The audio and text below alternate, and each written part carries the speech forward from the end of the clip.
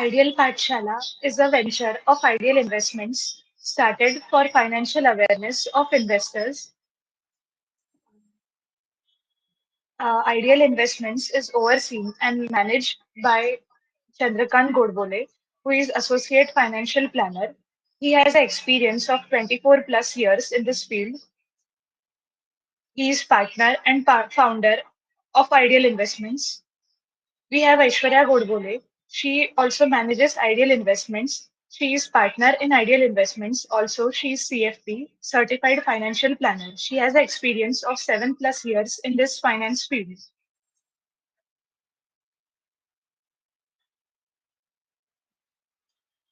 We have a family of 2,500 plus clients. Also, we have a AUM of 275 crores.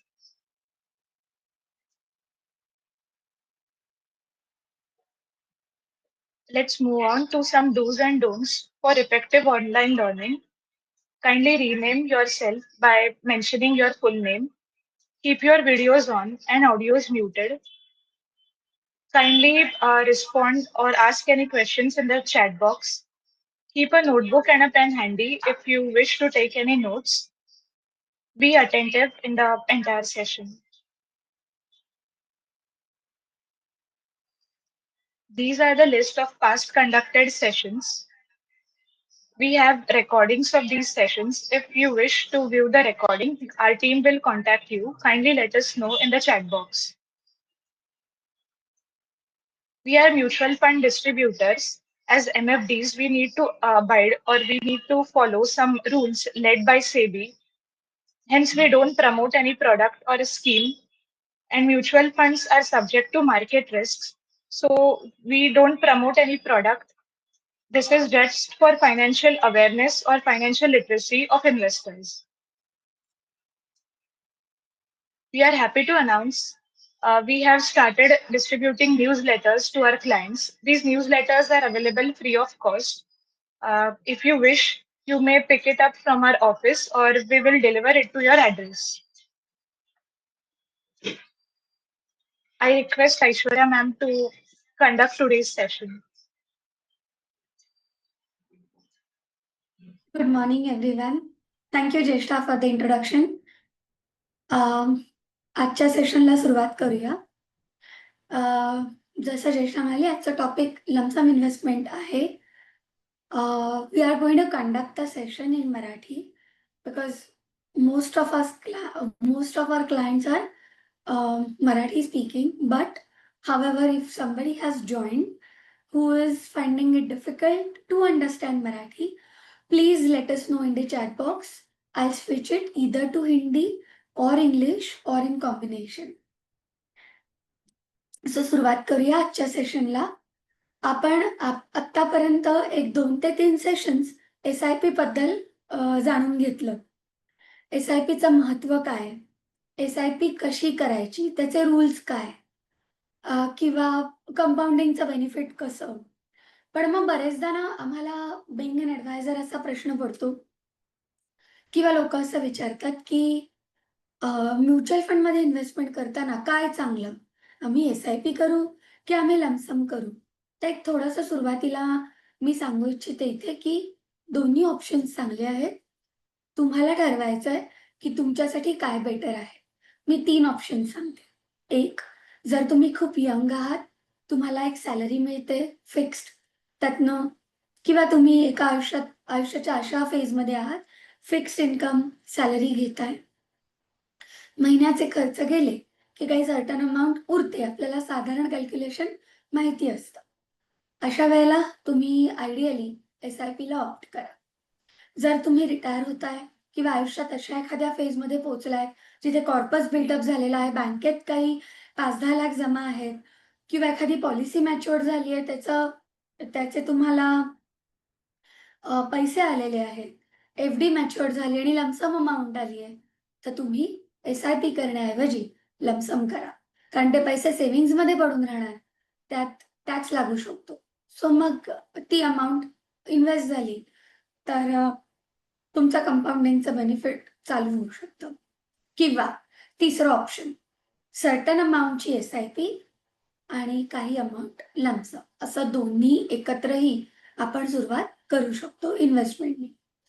तर आता लमसमची investment, lump sum amount invest करताना कशी करायची? काय काळजी घ्यायची? काय रूल्स? आम्ही जनरली एक रूल आहे जो फॉलो करतो. त्याबद्दल आज थोडं डिटेलमध्ये जाणून घेऊया. इथे जसं लिहिलंय, की एक फंड चूज करा, इन्व्हेस्ट करा, लाँग टर्म राहा आणि बेनिफिट घ्या, वेल्थ क्रिएट करा. थोडंसं अजून डिटेलमध्ये जाऊया, की लमसम इन्व्हेस्टमेंट का करायची? काय बेनिफिट्स आहेत? सो कधी-कधी लोकांना एस-आय-पीचं एक बर्डन वाटतं, की महिन्याची ना ती एक जे खास करून बिझनेसमन असतात, त्यांना महिन्याला फिक्स्ड इन्कम नसतं. कधी कमी जास्ती होतं, कधी 2-3 महिन्याचे त्यांचे पैसे त्यांना एकत्र मिळतात. मग अशा वेळेला ते म्हणतात, की मला एका वेळेला मी लमसम इन्व्हेस्ट केले ना, की बरं असतं. बँकेत राहिले तर मी खर्च करणार. सो त्यांच्यासाठी हे ऑप्शन खूप छान आहे. इथे तुम्हाला फुल मार्केट एक्सपोजर मिळतं आणि तुमचं, कारण तुम्ही एका मोठ्या अमाउंटनी इन्व्हेस्ट करता, तुम्हाला पोटेन्शियल जास्ती असतं आणि कंपाउंडिंग तुमचं लगेच स्टार्ट होतं. छोटासा एक त्यात ट्विस्ट आहे. पुढच्या स्लाइडमध्ये आपण बघूया. मी आधी तुम्हाला एस-आय-पी बद्दल एक्सप्लेन केलं. Systematic investment plan. ते एक सेशन आपण डेडिकेटेडली एस-डब्ल्यू-पी बद्दल घेतलं. Systematic withdrawal plan. तेव्हा मी हेही सांगितलं होतं, की 3 भाऊ आहेत. एस-आय-पी जिथे तुम्ही मंथली ठराविक अमाउंट इन्व्हेस्ट करता. एस-डब्ल्यू-पी एक्झॅक्टली अपोझिट, जिथे तुम्ही मंथली अमाउंट सेम डेटला म्युच्युअल फंडमधून घेता. तिसरा त्यांचा भाऊ आहे S-T-P, systematic transfer plan. So जेव्हा आपण लमसम इन्व्हेस्टमेंटबद्दल बोलतो, तेव्हा एस-टी-पी माहिती असणं, त्याचं नॉलेज असणं, ते कसं काम करतं हे जाणून घेणं खूप गरजेचं आहे. Allow me a moment please.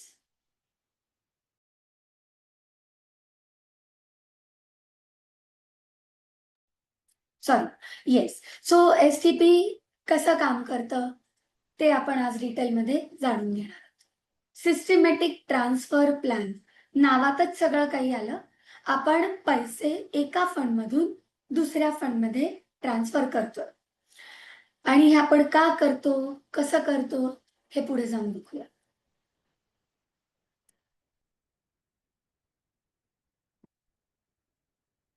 Entry करताना आपण नेहमी जनरली जर कोणी 10 लाख रुपये आणले, की मला इन्व्हेस्ट करायचे, गाईड करा, कशात टाकू? तर आपण जनरली एंट्री पॉइंट हा डेट ठेवतो. आता डेट फंड म्हणजे काय? गव्हर्नमेंट बॉन्ड्स, ट्रेजरी बिल्स ह्याचं कॉम्बिनेशन किंवा कमर्शियल पेपर्स ह्याचं कॉम्बिनेशन म्हणजे डेट आहे. मग व्हाय एंट्री पॉइंट इज डेट? मार्केटप्रमाणे हे खूप जास्ती फ्लक्च्युएट होत नाही. इनफॅक्ट इन्व्हर्सली रिलेटेड असतं. खूप मार्केट पडतं तेव्हा डेट खूप छान स्टेबल असतं, अजून चांगले रिटर्न देतं. सो ही कॅटेगरी सेफ आहे आणि आपण एंट्री पॉइंट हा नेहमी लमसम इन्व्हेस्टमेंटला जनरली डेटमध्ये ठेवतो.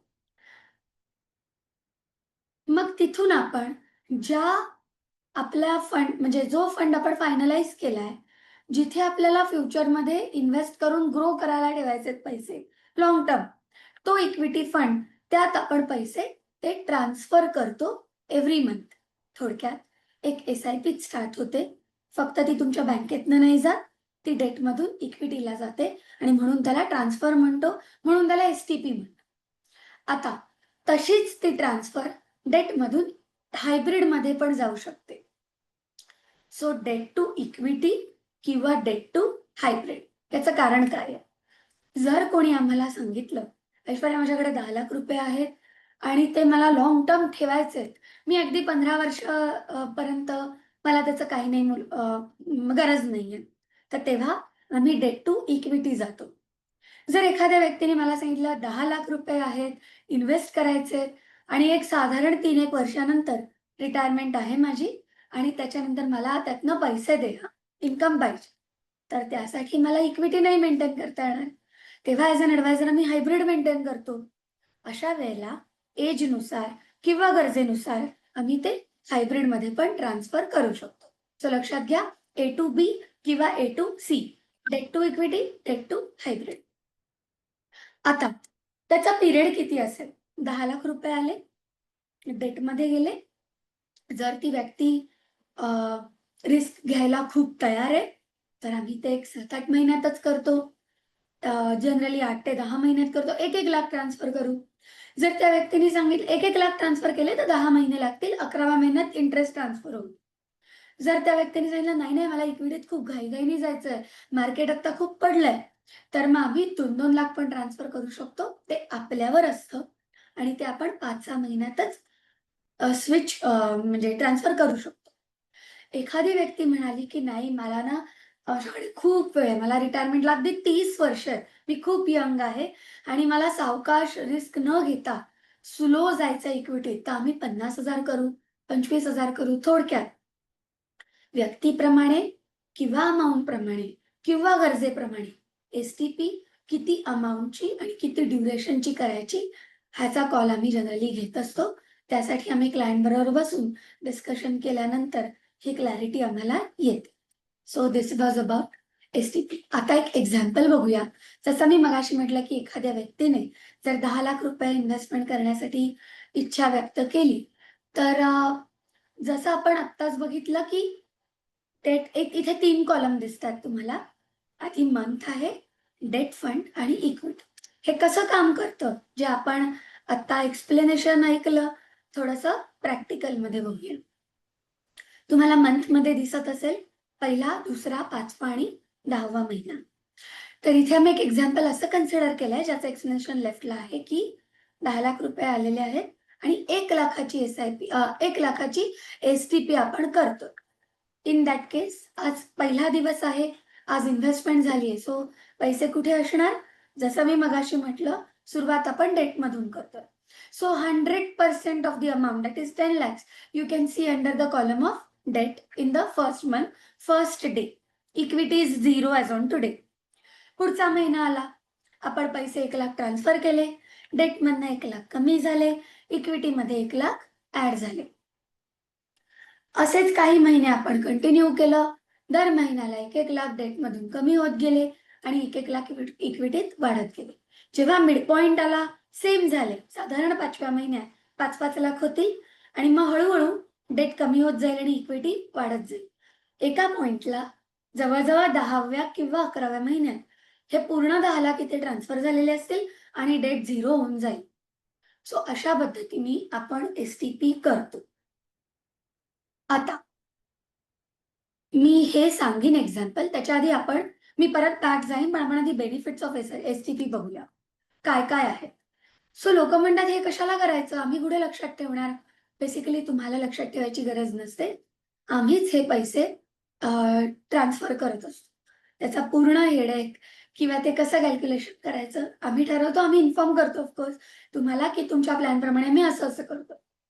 रुपी एव्हरेजिंग कॉस्ट मिळतं. का? जर ही खूप महत्वाची गोष्ट आहे. लक्ष ठेवू नये का, की आज जर तुम्ही मार्केटमध्ये पैसे 10 लाख टाकलेत आणि एक 8 दिवसात आज जिथे मार्केट आहे, तिथून जर 3,000 मार्केट पॉइंट्सनी खाली गेलं, तर त्या 10 लाखाची व्हॅल्यू अगदी 9-15, 9 लाख अ, काही हजार अशी व्हायला लिटरली काही दिवस 8 ते 10 दिवसही लागतील आणि मग तिकडनं रिकव्हरी ही परत खूप वेळ घेणार. सो तेवढा पेशन्स तुमच्यात असेल तर खरं सांगू मस्त लमसम इन्व्हेस्टमेंट करा. मात्र मार्केटच्या फॉल्सला जर चुकून फॉल आला तर बिलकुल घाबरायचं नाही. लोकं खूप सुरुवातीला सांगतात, "नाही टाकून दे, नाही 10 लाख." काय होतं 10 लाख म्हणजे आहे माझ्या बँक एफ-डी पण. चालेल मार्केट त्यांना असं वाटतं, की दे आर व्हेरी ऑप्टिमिस्टिक की मार्केट वरच जाणार. चांगलंच आहे. वर गेलं तर फायदा आहे. पण तुम्ही जर एस-टी-पी केलीत आणि मार्केट पडलं, तर तुमचा जास्ती फायदा आहे. का? कारण दर महिन्याला जसं आपण इकडे बघितलं, जर दर महिन्याला तुमचे थोडे-थोडे पैसे ट्रान्सफर होतायत, तर प्रत्येक महिन्याच्या त्या ठराविक दिवशी जेव्हा तुमचे 1-1 लाख ट्रान्सफर होतायत, त्या दिवशी मार्केट कधी वर, कधी तसंच न्यूट्रल किंवा खाली असेल. जर खाली असेल, तर तुम्हाला नंबर ऑफ युनिट्स जास्त मिळतील. आणि अगदीच मार्केट खूप पडलं, एक 8-10 हजारांनी, तर मात्र आम्ही त्यातली बरीचशी अमाउंट म्हणजे 3-4 लाख पण काढून एकाच वेळेला ट्रान्सफर करून टाकतो. अशा पद्धतीने तुम्हाला रुपी कॉस्ट एव्हरेजिंग खूप सुंदर मिळतं आणि trust us, your wealth accumulation after certain year is tremendous. You can see a lot of change in that. अजून एक गोष्ट इथे सांगू इच्छिते मी, की जर तुमची अमाउंट छोटी असेल, ती अमाउंट छोटी किंवा मोठी नसते. पैसे आपले असतात, कष्टाचे असतात. ती अमाउंट आपल्यासाठी मोठीच असते. जेव्हा मी छोटी किंवा मोठी म्हणते आमच्या कॅल्क्युलेशनसाठी आणि रूलसाठी आहे. जर एखादी अमाउंट 1,00,000 पेक्षा खाली आहे, 50,000 च्या आसपास आहे, तर आम्ही एस-टी-पी जनरली करत नाही. कारण गरज नसते. तुमची पूर्ण अमाउंट गेली तरी अ, छोट्या म्हणजे काही हजारापर्यंत चालतं. हे लाखाच्या पुढे आपण जनरली एस-टी-पी करतो. कारण तिथे तेवढ्या युनिट्सचा फरकही आपल्याला दिसून येतो. किंवा एखाद्याचं अगदी 2 करोड च्या वरती कॉर्पस आहे आणि जर त्यांनी सांगितलं, की या 10,00,000ला मी बघणार पण नाही 10 वर्ष, तू टाक डायरेक्ट. तर आम्ही नाही एस-टी-पी करणार. सो हा खूप रिलेटिव्ह कन्सेप्ट आहे. आम्ही जेव्हा प्रत्येक माणसाबरोबर बोलतो, तुम्हाला असं वाटतं, की आम्ही गप्पा मारतो. आमचं कॅल्क्युलेशन मागे बॅक ऑफ द माइंड चालू असतं. कसे रिएक्ट करणार? काय पोर्टफोलिओ आहे? काय फॅमिली बॅकग्राऊंड आहे? कधी गरज लागू शकते?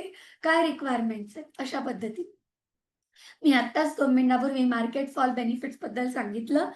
तुम्ही एकत्र अमाउंट टाकलीत, तर तुमची एन-ए-व्ही त्या दिवसासाठी लॉक होते आणि ती एन-ए-व्ही लॉक झाली, की तेवढे नंबर ऑफ युनिट्स तुम्ही घेऊन बसता. म्हणजे एकाच दिवसात तेवढे युनिट्स तुम्हाला मिळून जातात. मग मार्केट पडलं, तर तुमची व्हॅल्यू खाली, मार्केट वर गेलं कीच वरती, अशा ह्याच्यात तुम्ही अडकता.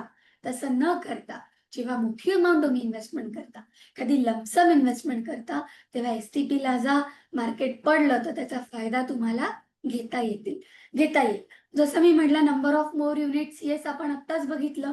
रुपी एव्हरेजिंग कॉस्ट होणार आहे आणि सॉरी रुपी एव्हरेजिंग कॉस्ट होणार आहे आणि जर तुम्हाला दर महिन्याला आम्ही मॉनिटर करणार आहोत तुमची एस-टी-पी, तर तुमचे नंबर ऑफ युनिट्सही नक्की जास्त होतील. आपण नंतर एक एक्झाम्पल पण त्या संदर्भात बघणार आहोत. मी आधी बेनिफिट्स कव्हर करून घेते. The steep fall in portfolio is avoided. I think हा सगळ्यात महत्त्वाचा पॉइंट आहे. एखाद्या अनफोर्सिन इव्हेंट्समुळे जर मार्केट खाली गेलं, which is very, very common. Market कधीही लक्षात घ्या, मी आमच्या सेशन्समध्ये पण आम्ही नेहमी सगळ्यांना सांगतो, मार्केट कधीही असं वर जात नाही. त्याची चाल, त्याचा पॅटर्नच असा आहे, की ते 2 स्टेप खाली येणार, 4 वर जाईल, 5 खाली येईल, परत 8 वर जाईल. सो ते जातंय. 100 पासून त्याने सेन्सेक्सनी सुरुवात केली. आज आपण 80-85 च्या घरात आहोत. त्याने एक ग्रोथ ऑब्झर्व्ह केली. पण त्यासाठी अ, बराच काळ गेला आणि मध्ये बरेच फॉल्स आले. सो असे फॉल्स आले आणि लंप इन्व्हेस्टमेंट झालेली असेल, तर तुमची व्हॅल्यू काही महिने किंवा वर्षांसाठी स्टॅग्नंट किंवा खाली जाऊ शकते. एस-टी-पीने आपण ते अव्हॉइड करू शकतो. Rebalancing of mutual fund portfolio. Sir नेहमी माझे बाबा नेहमी सांगतात, की अशा वेळेला अजून एक एडव्हांटेज आहे, जो मी त्यांच्याकडून शिकले, की हे आम्ही करत असताना जर तुम्हाला पहिल्या 5-10 महिन्यात काही अमाउंट जर इमर्जन्सीसाठी घरी लागली, तर तुम्ही ती आमच्याकडे मागू शकता. जसं आपण हे जे एक्झाम्पल बघितलं, परत आपण तिकडे जाऊया. पहिल्या महिन्यात ₹10,00,000 तुम्ही इन्व्हेस्ट केलेत. तिसऱ्या महिन्यात जर तुम्ही आमच्याकडे आलात, ₹1-1.5 लाख जरा पाहिजे होते, काढू शकतो का बघता का? तर because we have not taken the whole of your money in equity, we can there is always a corpus kept in initial period in debt, we can easily withdraw and that doesn't affect much to your portfolio. So जेव्हा तुम्ही sure नसता की may be मला ना आत्ता 10,00,000 मी टाकतो, पण 1,00,000 लागू शकतात. मे बी ॲडमिशन आहे, 70,000 किंवा 1,00,000ची अमाउंट, मुलाची, मुलीची ॲडमिशन आहे. मला वाटतंय की मे बी लागेल, तर एस-टी-पी रिअली वर्क्स. सो हा एक एडव्हांटेज मी त्यांच्याकडून शिकले आणि खरंच अशा केसेस झाल्या आणि तेव्हा आम्ही त्यांना पैसे काढून देऊ शकलो. हा एक ॲडेड एडव्हांटेज. रिबॅलन्सिंग का? तर अशाच पिरियडमध्ये जर आम्हाला वाटलं ए टू बी जातोय, बी स्कीमचा परफॉर्मन्स थोडा अफेक्ट झाला, तर ए टू बी जाण्याऐवजी आम्ही ए टू सी जाऊ. सो मध्येच एस-टी-पी इथे स्टॉप करून आपण दुसरीकडे जाऊ शकतो. इक्विटी आणि डेटमध्ये आपण बॅलन्स करू शकतो. हवं तर जास्ती अमाऊंट ट्रान्सफर करू, मार्केट खूप हाय आहे हवं तर एस-टी-पी स्टॉप करू. सो आपल्याकडे खूप कंट्रोल राहतो आणि ओव्हरऑल हा थोडा पेशन्सचा गेम आहे.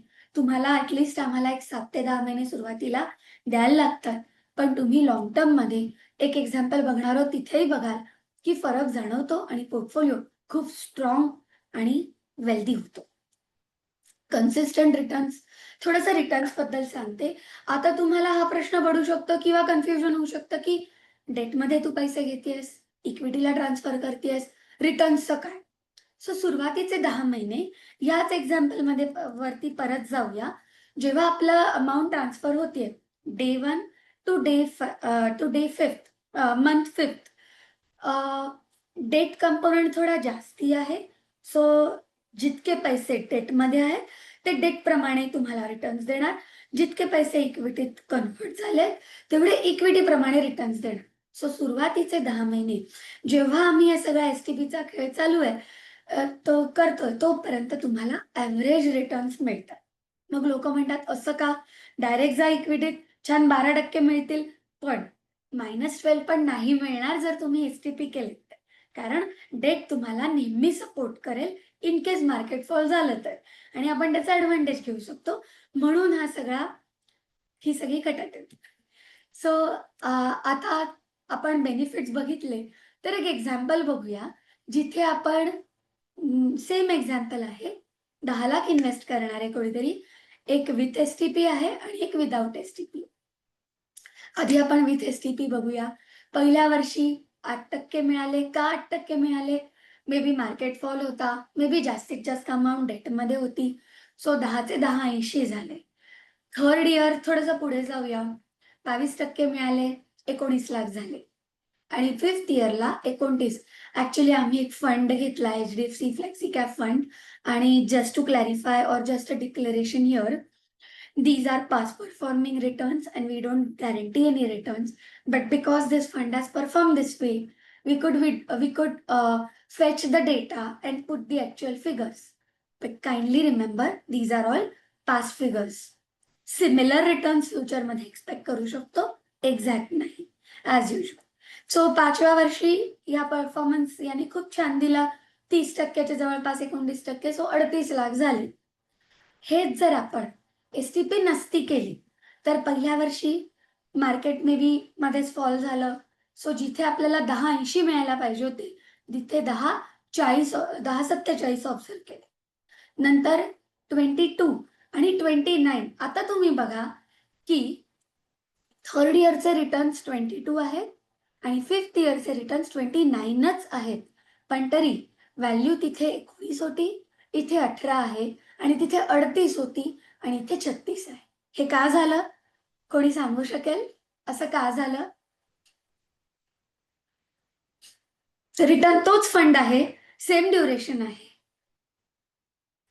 कोणाला ट्राय करायचं अनम्यूट करून, की का वाढली अमाउंट?